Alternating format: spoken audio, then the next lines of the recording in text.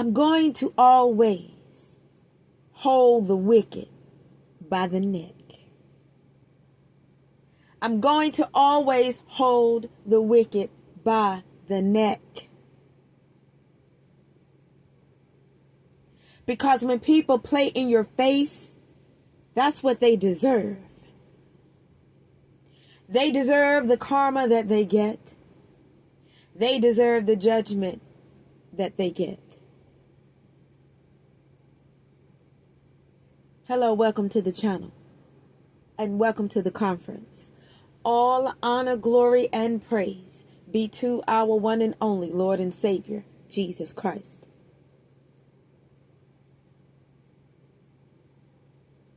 I don't know who you are out there. I don't know your name.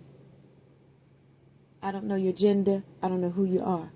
But whoever this message resonates with tonight or this evening, take what applies to you. And like they say, leave the rest behind.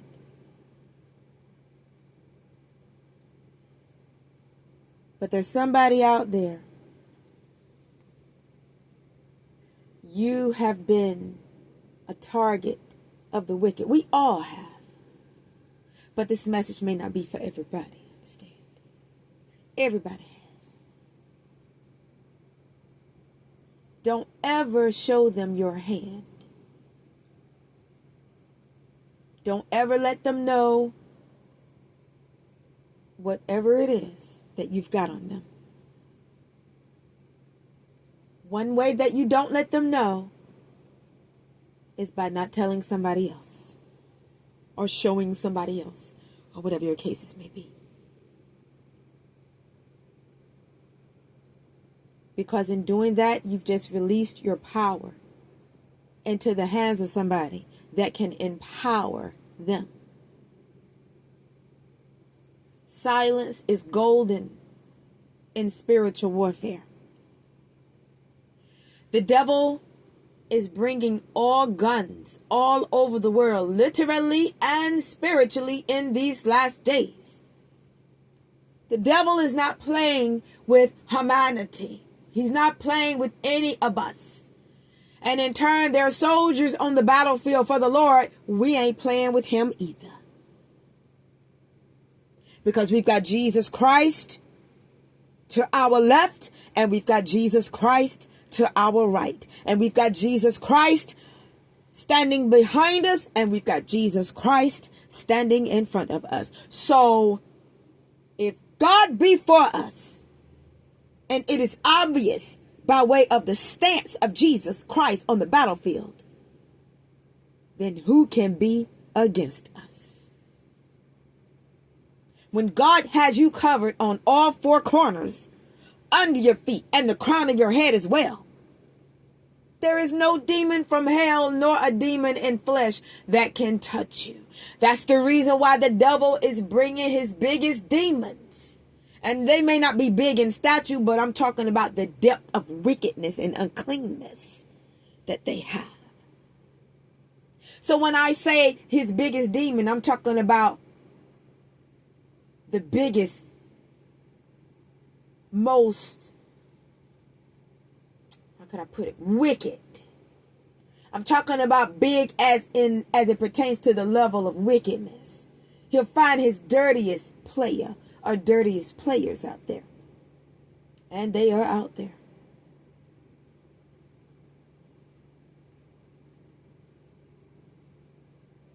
But God is not going to send his folk out there untrained.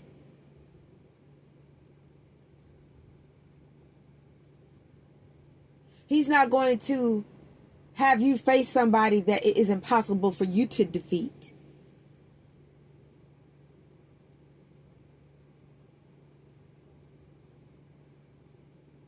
I feel that Father has a lot of people in isolation, whereas they may feel like they just feel like they don't want to be around people. It could be the hand of God. Because for one thing, Father knows exactly what is on this planet.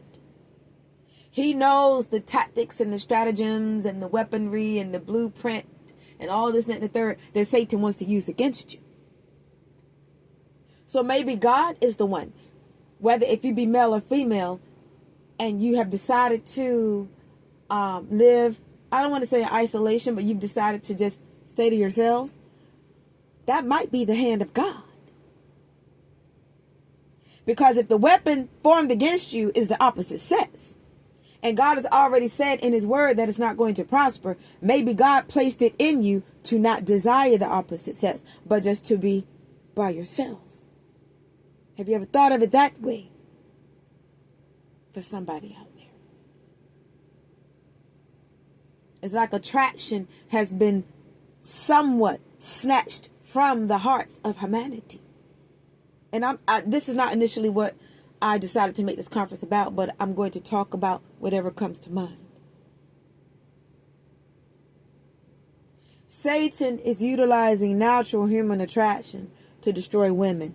Satan is utilizing natural human attraction to destroy men. So perhaps that's why there has been a divide between men and women, where a lot of women don't want men and a lot of men don't want women. And a lot of people are opting to, they've opted out. They've decided they're more happier alone. Because I can guarantee you that you're better off. Because earth is a snake pit. Earth is a filth hole. And I don't know about you all, but I can feel that there's something about this planet that is not right. It's in the environment. Spiritually speaking, I can feel something it's like there's no warmth in the world. And it's not even about being around people. It's about something about the environment don't feel right. Something is off. The energy is off because of the level of wickedness that is going on. That is why things feel off. Anytime a woman can't go out on a date with a man because she might end up dead by the end of the date, something is wrong. Anytime a man can't take a woman out on a date because you never know, he might end up dead, something is wrong. Anytime you can lay in the bed with somebody that is your spouse and you can't trust the one beside you, something is wrong. Something is wrong. And that's nothing new under the sun, but a lot of people, your enemy is right there beside you tonight, perhaps, or has been. Something is wrong with this planet, and it is called sin. Something is wrong with this planet, and it is called wickedness.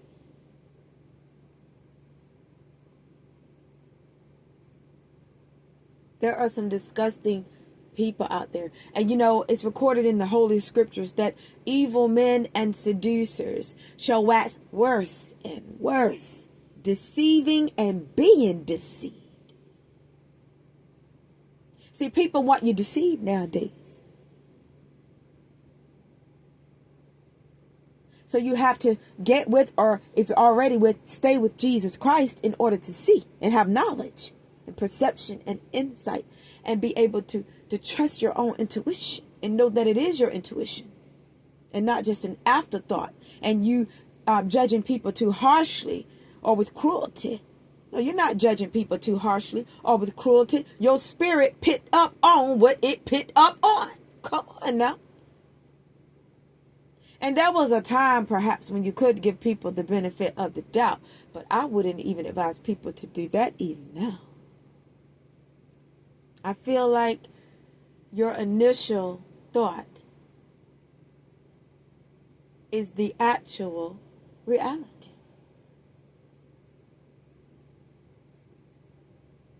And then who you know people to be, that's who they are, of course.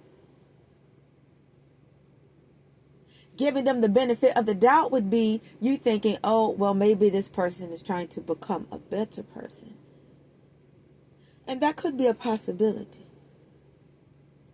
But when the thought that you have contradict the energy that you are still getting off of them. Then something is wrong.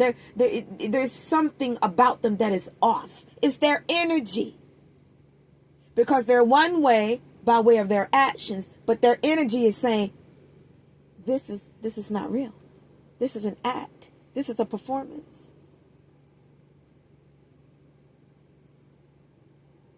And then when you see them interacting with your other enemies, well, 9 times out of 10, they are conversating with them about you and whatever the plot is, or they feel the next plot should be.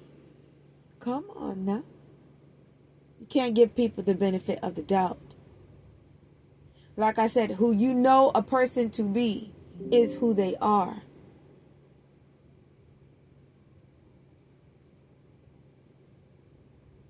And when they're too nice and you've peeped their energy, come on, y'all. That's a dead giveaway right there. Why are they so nice to you? Especially people who, when they first met you, they didn't even like you. So when did they start liking you? Come on now. I'm talking to somebody out there. They didn't like you and you didn't like them. Let's just keep it real. But now they want to be your bosom buddy. That's the reason why I don't believe in befriending enemies. Once I make an enemy, it is for life. Or once someone becomes my enemy, it is for life. It doesn't mean I'm going to be mean to them. No. I may not acknowledge the person at all. But it doesn't mean I'm going to turn my back to them, because that would never be anything that I did in the first place. And I would not advise you all to turn your backs to people that you meet or have met or to even know currently. You ever turn your back to a snake? Who you know a person to be is who they are. And yes, people can change. They sure can. But when you read their spirit, did their spirit tell you that they had changed? Or was it their actions? Because their actions made it look like they had changed. But their spirit told you it's a performance. One thing that a lot of people have to do is stop ignoring red flags. Once you stop ignoring red flags, you will always be on top. Your spirit, I believe, will always pick up on something in another person that is not of your spirit. Not in agreement with your spirit. There will be a feeling that you keep getting about that person that will be off. You will say, I'm trying to, sort of like this person as it pertains to maybe friendship or acquaintanceship, whatever your situations may be. But there's still something. Okay, trust it. You know what your light bulb moment is? The quote, there's still something, unquote. That's your signal right there. There is still something. That quote right there. There is still something. That's your red flag right there. Because if there is still something, then there is still something. Come on, somebody's going to get it out there. If in your spirit is telling you there is still something, well, your spirit is saying that in so many words, or maybe you may be saying that. Why? Because there is still something. You get it? All right then. And that something is something just ain't right. Trust it.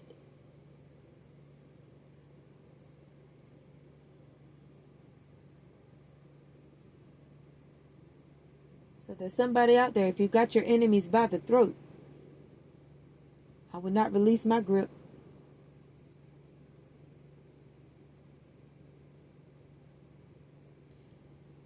I was thinking about something funny, but,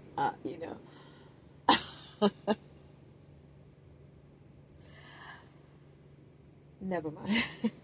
But I don't know. Sometimes thoughts just pop in my mind. I was thinking about the term, we can all be some fighting such up in here.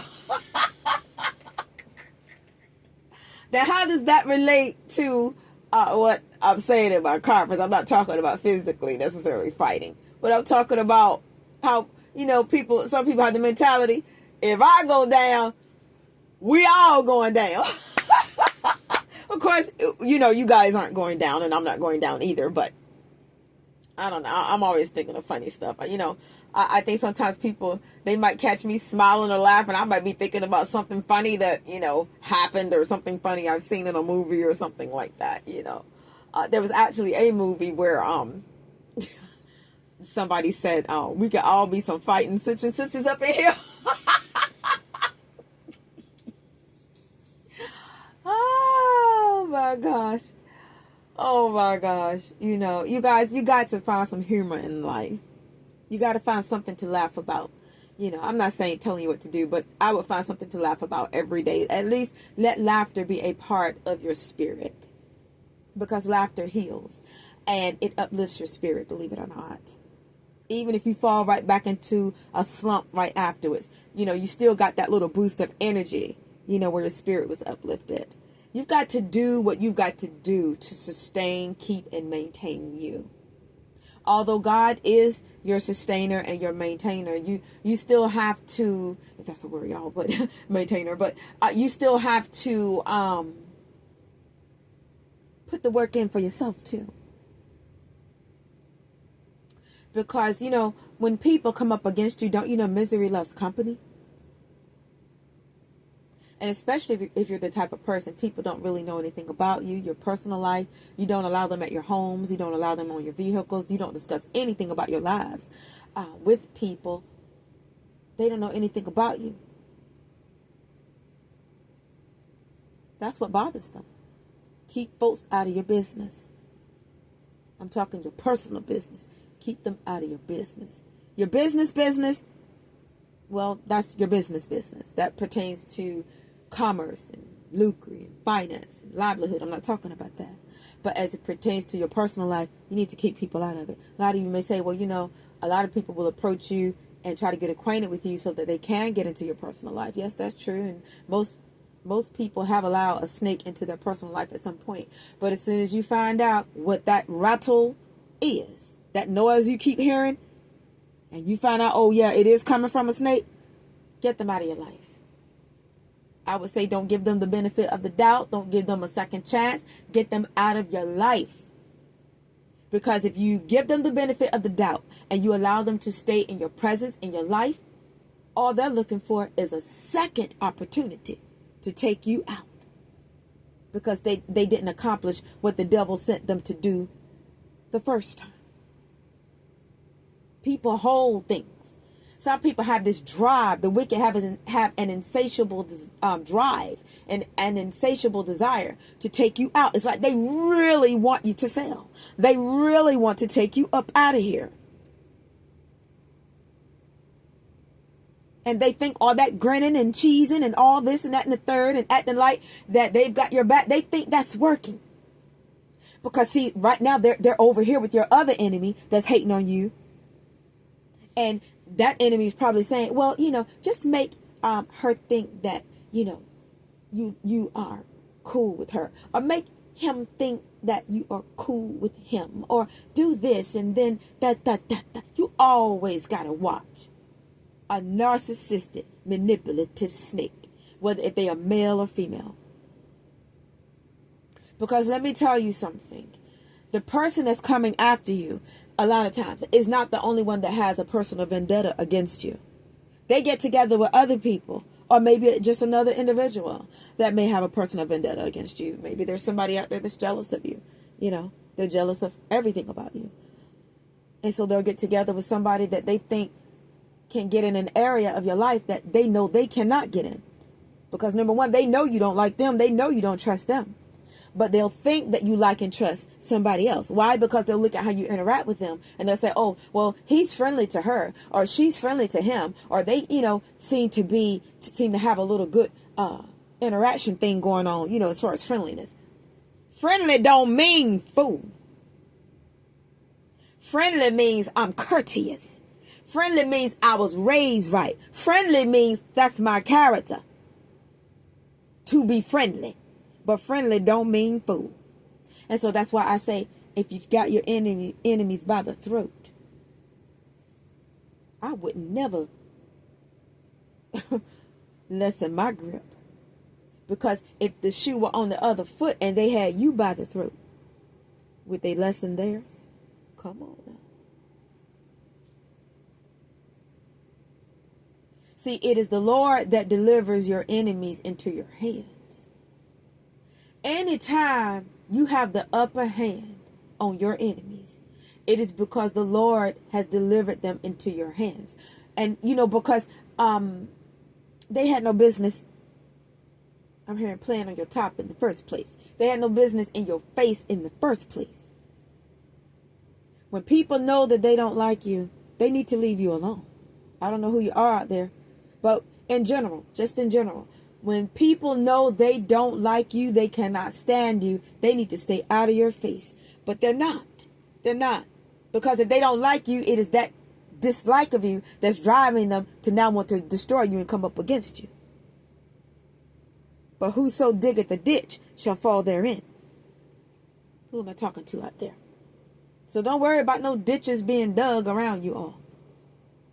Because the one with the shovel is the one that's going to be knocked into the ditch. There's a saying I always say, if you dig one ditch, you might as well dig two. So don't worry about the ditches, you guys, that people have dug for you. You're not going to fall in. They are. Because before it's all said and done, like I said,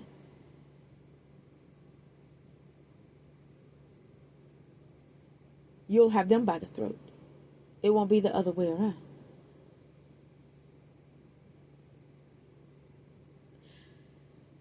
Always carry yourselves in a manner that it never goes down the way Satan wants it to go down. Always uncover demonic plots and schemes. A lot of you may say, you don't know how. You don't know how? Well, let me introduce you to Jesus. Because Jesus is the one that has been watching your back. I don't know who you are, but Jesus is the one that has been looking out for you. Perhaps shutting doors or closing doors. Opening windows or shutting windows. Removing enemies or allowing enemies to fall into your path. Because perhaps although the devil sent them to destroy you, Jesus might have you there to, in fact, be used as an instrument to destroy them. Come on now. See, the enemy's plan will always backfire. See, Satan wants you to become whoever you are. He wants you to become emotionally invested in people. And then he wants the mask to fall off. When he feels like you are emotionally invested in somebody. But what the enemy fails to realize is that your jewels and your gems, your investments are all in Jesus Christ, not other people. And although, I'm not saying that if you befriend somebody, that's not an emotional investment. But just as anything that can serve as a bank that requires a deposit, you can withdraw your money. So meaning, if the enemy feels like you have an emotional investment in somebody, or maybe you all feel like you have emotionally invested in somebody, and you feel like it didn't pay off, make your withdrawal and leave them. Cut them off.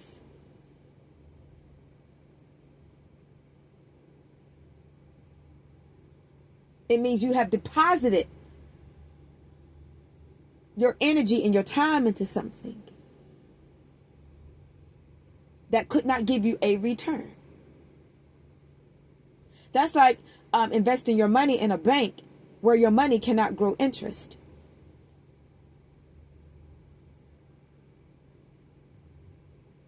If it is not something that is going to be beneficial to you in the long run, and if it is something that can serve as a detriment to your life, make a withdrawal.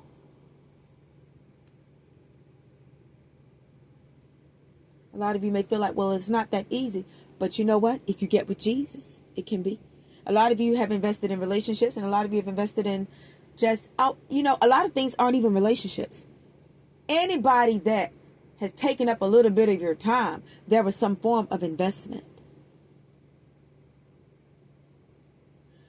The way that you make your withdrawal is when you draw back your energy. So whereas you were helping them, don't. Maybe you were watching their backs, don't do it anymore. Maybe you were putting them up on game. I would put them up on anything.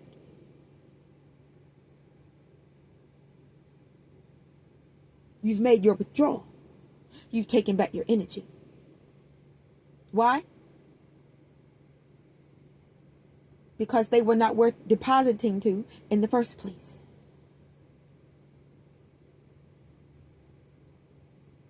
See, sometimes you have to make a deposit in order to get a good return.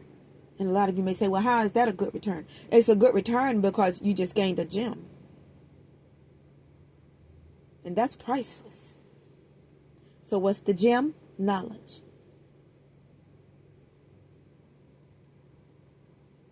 What's the gem? Power. I'm hearing it in my mind. What's the gem? Victory. What's the gem? Increasing your recognizing of red flags. What's the gem? Sharpening your discernment.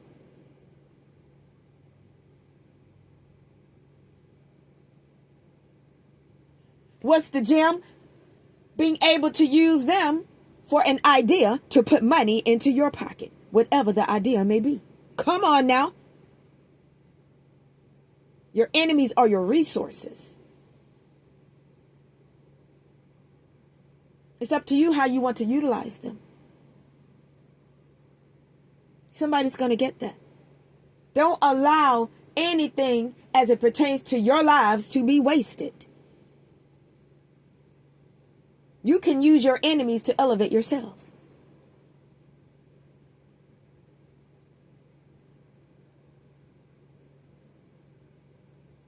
Somebody's going to get that. I can't go into any more detail than that because, we don't want to put our enemies up on game, on what our game is. But for those of you that can read into the statements in this conference, I believe you'll get it.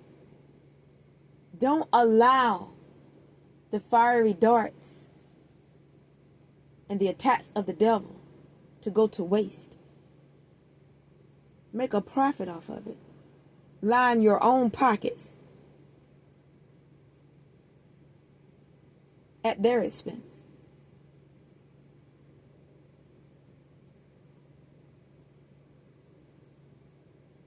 Use them to elevate yourselves. Use them to elevate yourselves.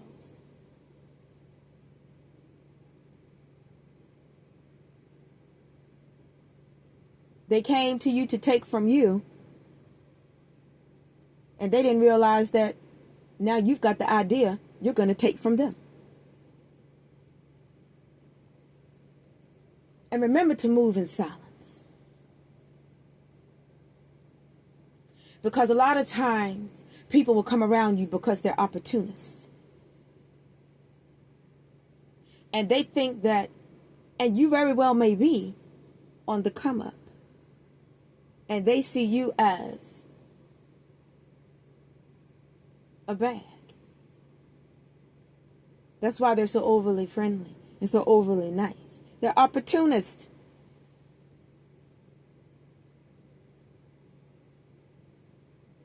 But you can turn that thing and flip that thing and twist that thing